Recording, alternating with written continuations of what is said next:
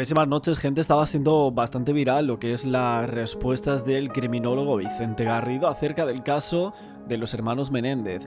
Vamos a ver un poco toda la parte final de estas respuestas, lo que él habla, de lo que pasó con ellos, si cree o no en su testimonio.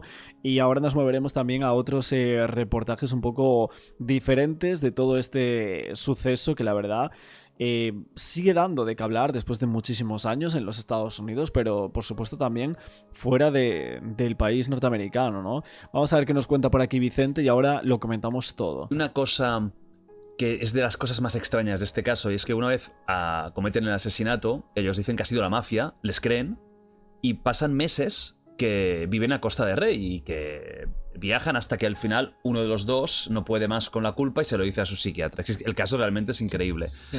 ¿A ti te cuadra esta frialdad posterior al asesinato? Que además fue un asesinato muy crudo, con muchos disparos de escopeta. No fue uno, sino que de alguna forma se ensañaron. ¿Te cuadra con una psicopatía? Ya que estamos hablando de psicópatas, ¿a ti te cuadra a los hermanos como psicópatas o no lo ves? ¿No lo acabas de ver? Vamos a ver. Hasta que alguien me demuestre que se ha producido ese daño psicológico, entre comillas, tan grande que justificara en sus cabezas, ya que desde un punto de vista externo e imparcial no lo puedes justificar, porque repito, hay otras opciones y hay otras salidas, ¿no? Hasta que alguien me demuestre que había sufrido un deterioro psíquico tan grande que esa fuera tan solo la única posibilidad que contemplaban en sus cabezas, yo pienso que... Ahora, a mí me parece que la frase esa de hay otras salidas, me parece como una frase muy rápida de decir en la mayoría de los casos y que el contexto me parece que a veces no se da para que esa frase sea real como tal, ¿eh? La situación ahora mismo apunta más a la psicopatía que no. ¿Por qué? Porque es típico del comportamiento del psicópata lo que yo llamo la liberación hedónica. La liberación hedónica es justamente eso, es irse de farra, es pegarse la gran vida. No es... Porque claro, en un contexto no psicopático, tú lo que haces es, hemos tenido que matar a nuestros padres y ahora podemos empezar a vivir de una manera sensata, ahora podemos construir nuestro futuro. No, ahí lo que hay es una liberación hedónica, es decir, vamos a hacer lo que nos dé la gana. Drogas, pero claro, alcohol. Pero vamos a hacer lo que nos dé la gana, no es en teoría el motivo por el cual tú has hecho eso. Tú lo has hecho porque a ti psíquicamente te estaban matando, estaban abusando de ti. Entonces, ese comportamiento de liberación hedónica está más asociado a aquellas muertes en donde los padres son un estorbo y tú prescindes de ellos, que realmente por desgracia hay casos así, ¿no? Como tú sabes, pues en ocasiones nos desayunamos con noticias donde hijos han matado a sus padres de una manera cruel, ¿no? No sé si hace poco hubo un caso también no recuerdo ahora en qué lugar fue, donde el chaval mató a su madre adoptiva junto con... Eran dos chavales adoptados rusos. Lo hablamos aquí. Mataron a su madre y a de ella. Claro, ahí los... Que la metieron en el coche, ¿verdad? La metieron en el coche, fingieron que había... Pero como tal tampoco es el contexto del caso de los hermanos Menéndez. De hecho, yo lo que estoy viendo, Vicente Garrido, que es una máquina, estoy viendo que tampoco tiene una idea del caso muy profunda, o sea, no es que se haya estudiado el caso de los hermanos en profundidad, es un poco lo que veo, ¿no? Porque está hablando de oídas, de la serie, de esto. Estaba opinando un poco en base a lo que ha visto en los medios de comunicación y poquito más, ¿no? Porque de hecho es que la mayoría de las personas se quedaron con el segundo juicio en el cual fueron condenados a cadena perpetua sin libertad condicional, en el cual muchísimas de las pruebas que había de los supuestos abusos por parte de los padres no se vertieron, no se dijeron, solo salieron de su testimonio como tal, y luego ya con el paso de los años llega el miembro de Menudo y otras fuentes cercanas a ese grupo que llegan a acreditar que José Menéndez pues habría hecho cosas muy, vamos a decir, asquerosas, escalofriantes con alguno de esos chicos que tenían 14 años en aquel momento. Es una barbaridad. Habían sido secuestrados. Si yo fuera un forense evaluando esto, yo la hipótesis de la psicopatía la tendría en un lugar destacado, obviamente. puede ser que... Porque marcan a los dos hermanos como muy diferentes, ¿no? Como a Lyle, que es el mayor, más iracundo, un poco más maquiavélico, y al hermano pequeño, a Eric, pues más víctima, podríamos decir, con un carácter más débil. ¿Crees que un caso de psicópata entre hermanos puede ser que uno de alguna forma controle completamente al otro? Es decir, ¿podría ser que de los dos hermanos Menéndez solo uno fuera psicópata? De hecho, es lo habitual. Es lo habitual. Es lo habitual. Y no únicamente entre familias, sino entre parejas. Es decir, no en el sentido romántico, sino en el sentido de un grupo de dos que matan. Y es lo habitual. Lo habitual en la historia del crimen aparece el psicópata dominante y el psicópata sumiso o dependiente, que probablemente él solo no se atrevería, pero de pronto encuentra a su máster, encuentra a su maestro. Y entonces le sigue, ¿verdad? Es un poco como Renfield y Drácula, ¿verdad, maestro? Claro. No, pero es así. Oye, pero tampoco parece que en este caso sea como... no sé, de esta forma, ¿no? Que está diciendo de... No encontró como su maestro y tal. Es que para mí todo va encaminado a lo otro, ¿no? O sea, todas las hipótesis que lanzan criminólogos, que si personas que han estudiado el caso, periodistas, etcétera, para mí todo va encaminado a lo que decían los hermanos. O sea, es que no veo por ningún lado este tipo de forma en el cual quisieran acabar con los padres por el tema de lo del dinero, no sé qué, porque eran unos psicópatas, porque que si había un maestro y tal. Es que a mí me parece que está más cogido con pinzas todo eso, ¿eh? Sí, y además el ejemplo es bueno porque estamos hablando de psicópatas criminales y Drácula es un buen ejemplo de esto, ¿no? Y bueno, hay, yo que sé, multitud de ejemplos. Yo que sé, el caso más triste, ¿no? Probablemente de la historia del crimen en España, el caso de Anglès y Ricard. Claramente Anglès era el psicópata dominante, el psicópata alfa, y Ricard era un poco el acólito. De tal manera que probablemente hubiera sido muy difícil que Ricard esto de motu propio lo hubiera podido hacer, ¿no? Sí, eso es lo habitual. ¿Por qué? Bueno, de Antonio Anglès, que estaba hablando aquí del caso Alcácer, de Antonio Anglès poco se sabe, en verdad. Poco se sabe, ¿no? Y bueno, en verdad, de lo que se ha visto y tal, bueno...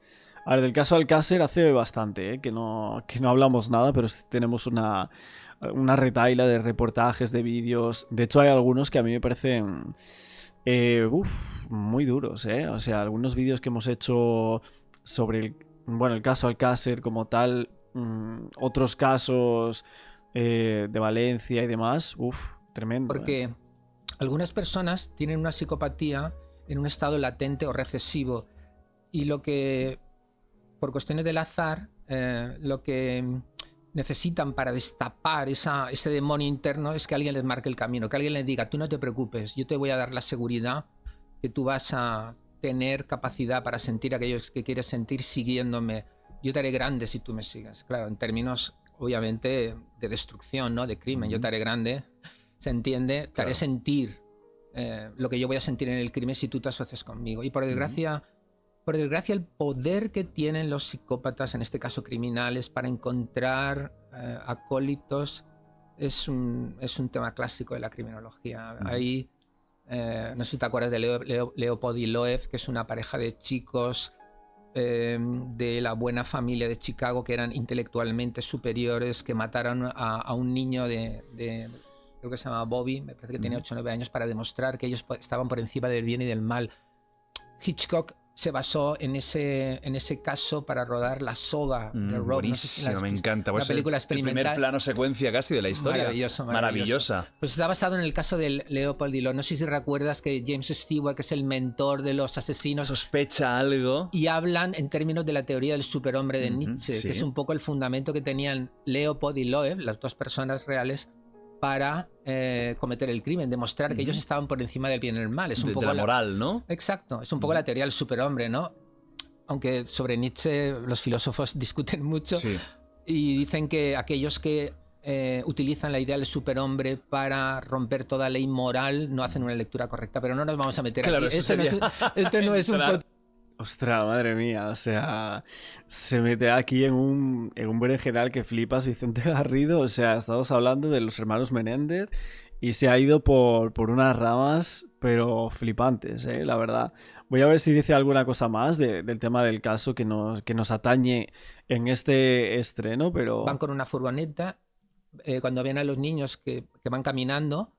No, me parece que no, está hablando de otros casos ya. ¿O crees que es mucho más, vamos a decir, entre comillas, sencillo de lo que algunos han vendido? Sí, porque sabes la conspiración de los famosos. Sí, esta opinión mía no es la más popular.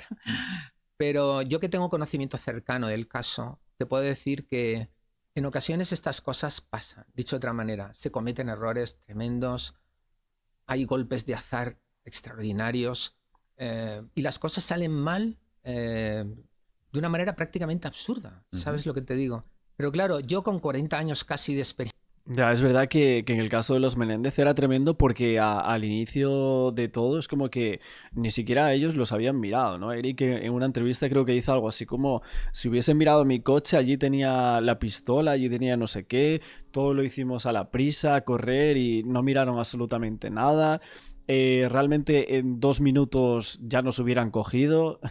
Claro, o sea, los hermanos es como que realmente planearon entre comillas, ¿no? O sea, porque se guiaron como por, no sé, por la manera en la que ellos se sentían en ese momento de una amenaza detrás de sus padres y que pensaron que querían acabar con su vida y ellos fueron los que terminaron primero, ¿no?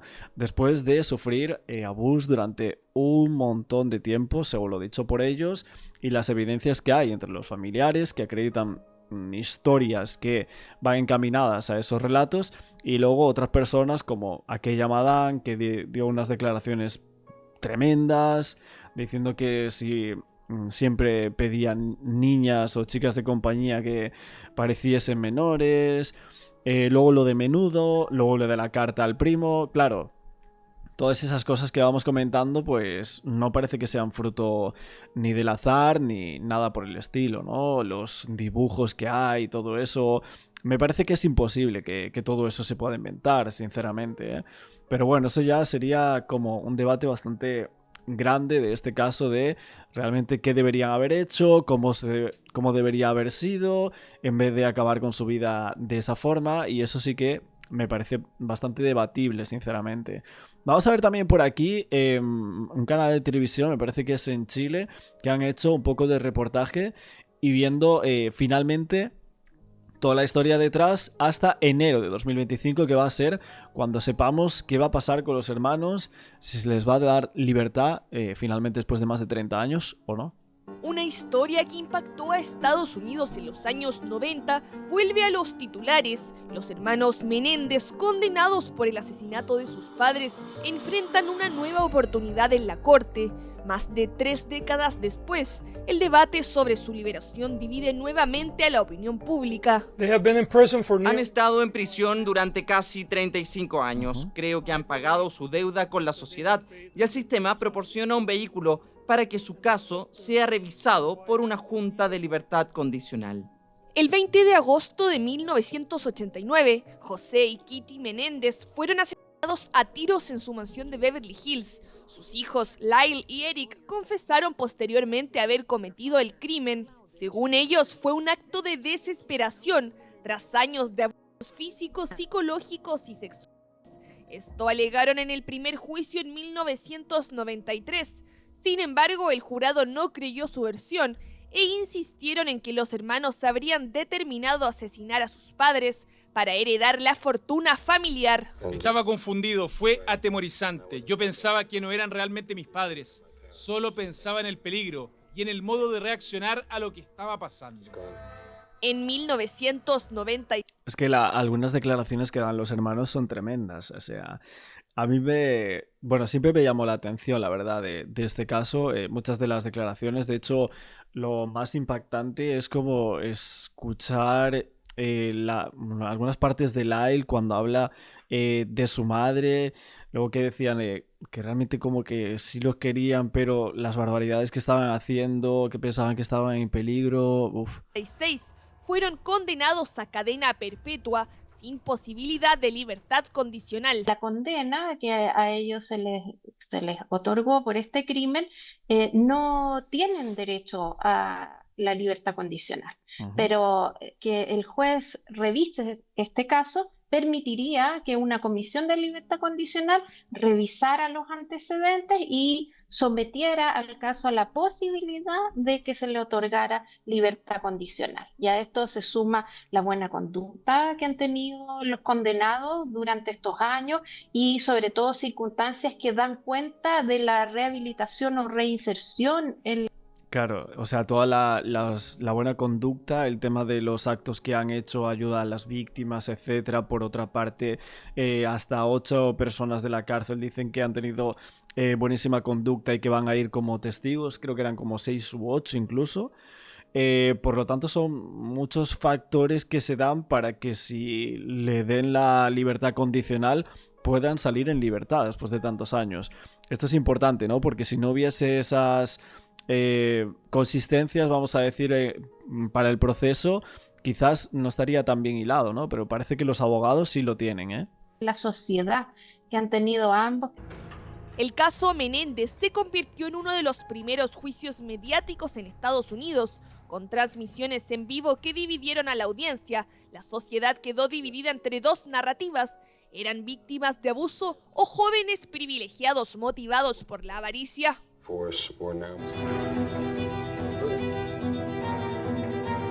Hoy los hermanos Menéndez cumplen su condena en prisiones separadas, pero el interés en su caso ha resurgido, impulsado por documentales, series como Monstruos de Netflix y campañas en redes sociales que abogan por su libertad, movimientos sociales que juegan un papel importante. No, la verdad es que en lo que es en Facebook, TikTok, Twitter y tal, lo que se mueve el caso de los Menéndez a nivel del tema de pedir su liberación es brutal. O sea, yo no sé si lo he visto nunca con ningún otro caso, ¿eh?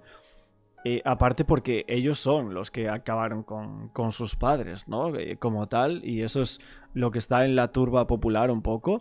Pero nunca había visto un caso, sinceramente, en el cual hubiese tantos pedidos o tantos llamamientos a la sociedad y a la justicia de pedir que se revise nuevamente el caso otra vez y otra vez durante tantos y tantos años y que haya como tantas cuentas pidiendo la liberación de estas 2 personas. O sea, es pero tremendo, ¿eh? Pensemos en la figura del fiscal. Si bien él cumple un rol que es estrictamente legal y de acuerdo a las funciones que le entrega la ley, hay que pensar que los fiscales en Estados Unidos son elegidos por votación popular. Entonces, para ellos es muy importante la opinión pública, o sea, cuál es el impacto que tienen los crímenes en la sociedad y por lo tanto, de alguna manera su labor está dirigida en torno a la opinión pública. En 2023, los abogados de los hermanos Menéndez solicitaron al jurado que reconsiderara la condena, pues salieron a la luz nuevas pruebas. Tiene facultades para pedir al juez que revise las circunstancias de condena de los hermanos, tiene que llevar, ¿cierto?, o presentarle al tribunal nuevos antecedentes que justifiquen entonces que se adopte una decisión distinta a la adoptada inicialmente, que era esta condena o cadena perpetua sin posibilidad de libertad condicional. Entonces, lo que tiene que hacer el fiscal es reunir todas las pruebas que existían en ese momento, probablemente nuevas pruebas que se puedan ir sumando a las anteriores y presentarle Que el parece que las caso hay, al ¿no? juzgado o al juez para que el juez en definitiva resuelva si efectivamente estos nuevos antecedentes sumados a los anteriores justifican una revisión de la libertad condicional. Una denuncia. Yo creo que se va a dar, ¿eh? O sea, yo creo que eso es lo que está aquí exponiendo esta abogada. Yo creo que eso se va a dar seguro, ¿eh? Porque, o sea, las nuevas evidencias que se suman, que ahora supongo que las van a comentar por aquí, que sus familiares las han dicho en varias ocasiones, yo creo que todo eso sumado y todas las pruebas que han presentado, me parece que se va a dar bueno, se decía que era en 2024, a finales de este año, pero luego se cambia por esos problemas que hubo, así que 2025 parece que va a ser el año en el cual van a luchar por la liberación de los hermanos. Denuncia de un ex integrante del grupo musical Menudo, que aseguró fue violado por José Menéndez, y una carta que Eric escribió a un primo antes del asesinato de sus padres, en donde le confesaba los abusos de su padre, son parte de los nuevos antecedentes clave. Si el caso de Lyle y Eric se hubiera escuchado hoy, con el entendimiento que tenemos ahora sobre el abuso y el trastorno de estrés postraumático, no tengo ninguna duda de que su sentencia habría sido muy diferente. Y sin embargo, a pesar de sus circunstancias, han elegido una vida. Sin esperanza de liberación, perseveraron. Han buscado mejorar y servir como apoyo e inspiración para los sobrevivientes de todo el mundo. Su encarcelamiento continuo no tiene ningún propósito de rehabilitación. El fiscal fue bien claro en este sentido en señalar que si este caso se hubiera ocurrido en estos años, ¿cierto? Probablemente No, la habría sido condena hubiera diferente, sido claro. distinta. ¿Por qué? Porque hoy en día hay una mayor consideración hacia las víctimas de abuso o de violencia intrafamiliar. Y por lo tanto, hay antecedentes psicológicos y clínicos que dan cuenta que estas personas que han sido víctimas de abuso. Bueno, como tal, según Vicente Garrido, que antes lo estábamos viendo, él sobre esto no habla así como tal, ¿no? O sea, él dice todo lo contrario todo el tiempo de esto que se está diciendo tanto en cuanto al caso de los Menéndez, ahora que estábamos viendo en The Wild Project, ¿no? En ese podcast hablando al criminólogo español, la verdad es que era bastante diferente, ¿no? A lo que se está diciendo por aquí, lo que se lleva diciendo en los últimos meses de este caso, ¿eh? La única manera que ellos pueden escapar de esos abusos a través del crimen, del asesinato, en este caso de sus padres. Entonces, esos antecedentes, hoy en día, bajo esas circunstancias, se podría quizás haber condenado en el peor de los casos por un homicidio involuntario y en el mejor de los casos podrían incluso haber sido absueltos. El 25 de Hombre. noviembre los hermanos Menéndez comparecieron virtualmente ante la corte como parte de una campaña que busca su liberación. Fue tal la expectación que incluso se sortearon cupos para entrar a la audiencia del Tribunal Superior de Los Ángeles en California.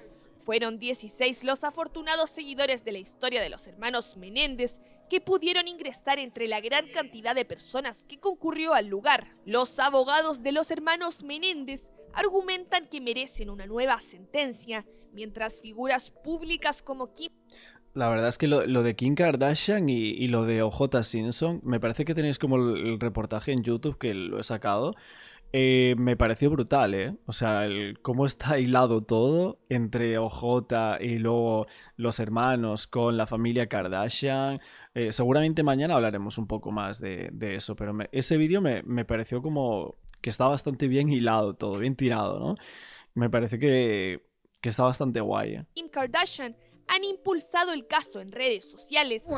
Los quiero en casa. Nunca debieron estar en la situación que se les presentó. La audiencia del Tribunal Superior de Los Ángeles fue el lugar donde por primera vez después de 28 años serían vistos públicamente en una audiencia. Eric y Lyle Menéndez, encarcelados en San Diego, comparecieron virtualmente. Sin embargo, debido a problemas técnicos, no pudieron ser vistos. Fue, en primer lugar, la primera vez que Lyle y Eric estuvieron, al menos remotamente, en una sala del tribunal en varios años. También fue una experiencia bastante conmovedora, al menos desde donde estábamos sentados, para escuchar a la tía Terry y la tía Joan, que son respectivamente las hermanas mayores de José y Kitty. Ambas hicieron...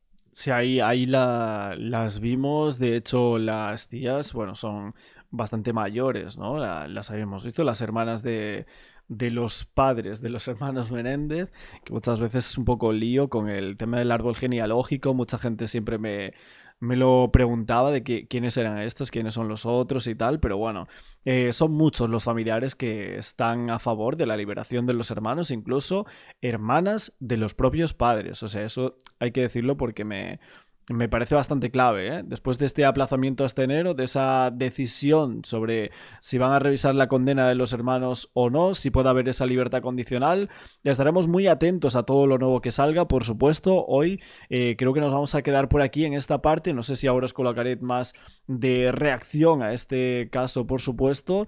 Así que Y yo como siempre os pregunto a vosotros, ¿qué pensáis? Si deberían liberarlos actualmente o ya han pasado mucho tiempo en la cárcel, creéis que no, que han cometido un acto terrible. Como siempre en comentarios, dejadme vuestras impresiones de todo esto. Eric y Lyle Menéndez, condenados a cadena perpetua por el crimen de sus padres en el 89, van a regresar a la corte justo este lunes tras casi 3 décadas en prisión. Una audiencia preliminar parte de un esfuerzo legal para reducir sus sentencias.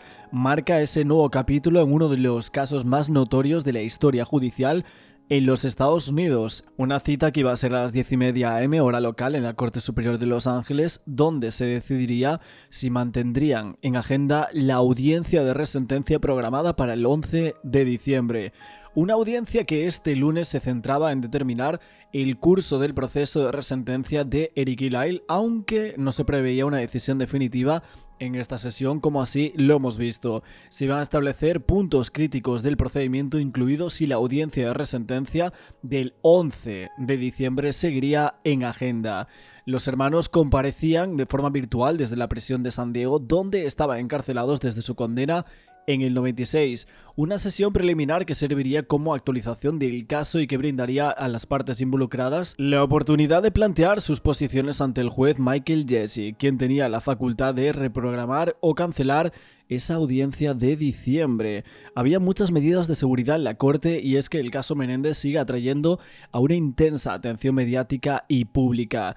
Para garantizar la seguridad y la confidencialidad de este proceso, el juez Jessic impuso restricciones muy estrictas. No se permitía la presencia de cámaras en la sala y todos los teléfonos de asistentes y participantes deberían ser almacenados en bolsas selladas. Además, había solo 16 asientos que estaban disponibles para el público general, que estaban asignados a través de un sorteo realizado pocas horas antes de la audiencia, según varios comunicados citados en la corte. El nivel de seguridad reflejaba no solo la prominencia de este caso, sino también el renovado interés generado por producciones televisivas como en Netflix.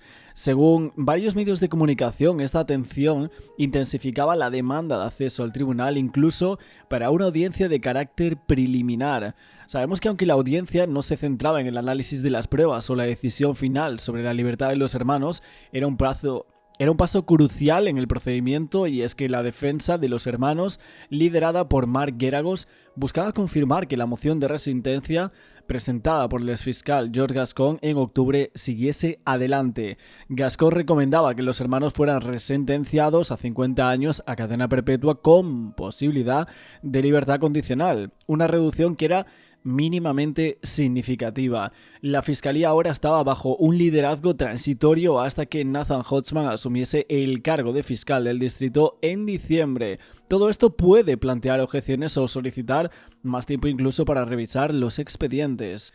Uno de los temas centrales es la consideración de nuevas evidencias, incluidas las declaraciones de Roy Rosselló, ese exintegrante del grupo Menudo, un grupo en el que formó parte incluso Ricky Martin, quien en el año 2023 afirmaba haber sido víctima de abuso por parte de José Menéndez, algo que también dijeron los hermanos, obviamente para acabar con la vida de sus padres. También está la carta escrita por Eric en el 88 detallando su temor hacia su padre José. La defensa argumenta que estas nuevas pruebas, que no fueron presentadas en los juicios originales, eran fundamentales para reexaminar las condenas bajo un contexto muy sensible a las experiencias de abuso. De acuerdo con los medios de comunicación, la sesión también ofrecía a los representantes de la Fiscalía y la Defensa la oportunidad de debatir sobre los avances que los hermanos habían demostrado durante su tiempo en prisión. Y es que el exfiscal Gascon, que fue el que dio esta resentencia, él dijo que habían sido prisioneros modelo, participando en talleres de rehabilitación y programas de impacto social dirigidos a otros reclusos. Sin embargo, hay otros sectores de la opinión pública y algunos fiscales del propio equipo de Gascon que cuestionaban este tipo de narrativa, insistiendo en que los asesinatos fueron premeditados y motivados por la ambición económica. Pero por otro lado, los familiares de las víctimas adoptaron posturas bastante divididas, mientras que algunos, como Joan van der Molen, hermana de Kitty, expresó su apoyo a la liberación de los hermanos junto con otras personas.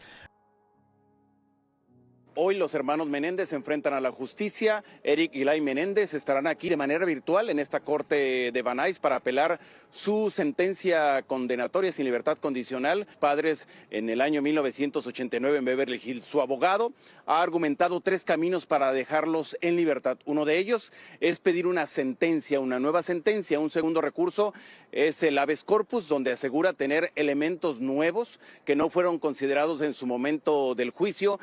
Esta audiencia preliminar, aunque limitada en alcance, ponía en marcha un proceso que podría culminar con la liberación de Eric y Lyle tras 35 años en prisión.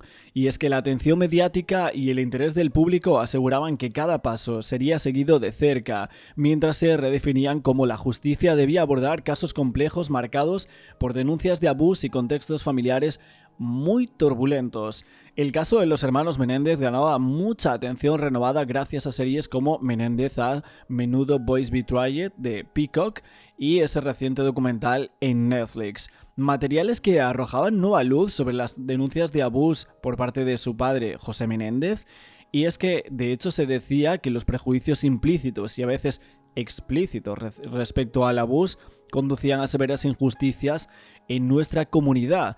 Esto lo dijo George Gascon y así mucha gente lo cree, que los hermanos deberían ser reevaluados de nuevo en cuanto a su caso. Y es que en octubre este señor recomendaba la resentencia de los hermanos, sugiriendo que sus sentencias debían reducirse a 50 años.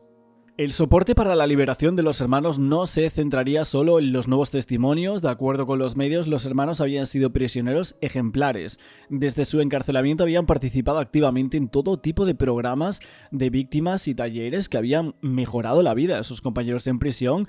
Incluso se decía que no solo habían trabajado en su propia mejora, sino que habían hecho mucho para mejorar la vida de todos los que le rodeaban. Y es que los hermanos también contaron con el respaldo de varios miembros de su familia, como la hermana de Kitty, diciendo que se había hecho evidente que sus acciones, aunque trágicas, fueron la respuesta desesperada de 2 niños tratando de sobrevivir a la crueldad indescriptible de su padre. En los juicios del 93 los jurados no lograron veredicto unánime y en el segundo juicio, en el 95, gran parte de la evidencia de la defensa sobre abuso fue excluida, algo que muchísima gente no entiende. Algunas personas, de hecho, estaban debatiendo si sería la ficción la que finalmente cambiase el rumbo legal de los hermanos Menéndez. Muchos periodistas especializados decían que creían que el poder transformador de las obras de arte, ya fuese una película, una obra de teatro, un cuadro quizás, esas historias de ficción o basadas en ella que podían chocar, molestar y con esa presión mediática suficiente quizás generar cambios sociales frente a determinadas situaciones. Entonces aquí podíamos hablar del caso de los hermanos Menéndez, porque desde el estreno de la serie Monstruos, la historia de Lyle y Eric, a finales de septiembre y luego del documental Los Hermanos, ambos de la popular plataforma Netflix de transmisión, la vida de estos 2 hermanos se ha vuelto a convertir en un tema de análisis en medios de comunicación y ahora en la era digital de constante discusión en redes. Y es que Lyle y Eric respectivamente acababan hace 35 años con sus padres en su mansión de Beverly Hills en California y los hermanos justificaban ese hecho como consecuencia de los abusos al que aseguraban que fueron sometidos desde muy pequeños por parte de su padre y luego incluso de su madre. El interés entonces por este caso siempre ha estado presente, siempre, pero como ahora vivimos en la era de las tribunas virtuales, donde todos tenemos voz y voto con un reel o con un TikTok, como no antes en las redes sociales nunca se había visto, el ruido se ha amplificado muchísimo más, teniendo que incluso vemos este tipo de cosas tan serias después de tanto tiempo y con evidencias bastante graves a lo que pasó entre los padres de los hermanos con los Menéndez.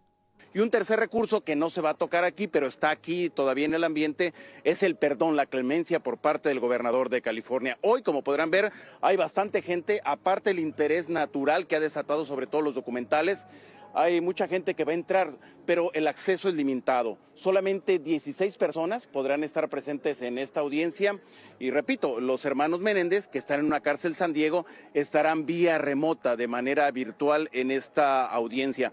Otro elemento que por supuesto afecta en esta situación es el cambio de fiscal. El anterior fiscal, George Gascón, había dado apertura para que se revisara el caso, pero perdió en las elecciones pasadas y ahora entra un nuevo, se llama Nathan Hochman. Él ha pedido tiempo, incluso todavía no ha tomado posesión, toma posesión el 3 de diciembre y él ha adelantado que necesita tiempo, más tiempo para analizar el caso. Y por último, el caso de la clemencia del gobernador. Él ha manifestado que va a esperar a que el nuevo fiscal revise el caso, tenga los elementos suficientes y dé una determinación. Por lo tanto, hoy sin duda se trata de una audiencia importante porque es un camino a lo que han pedido los abogados de los hermanos Menéndez, camino a la libertad, que puede ser tan inmediata como podría ser los próximos días, pero también se puede retrasar dependiendo lo que decide el fiscal. Estaremos, por supuesto, atentos de lo que aquí pasa.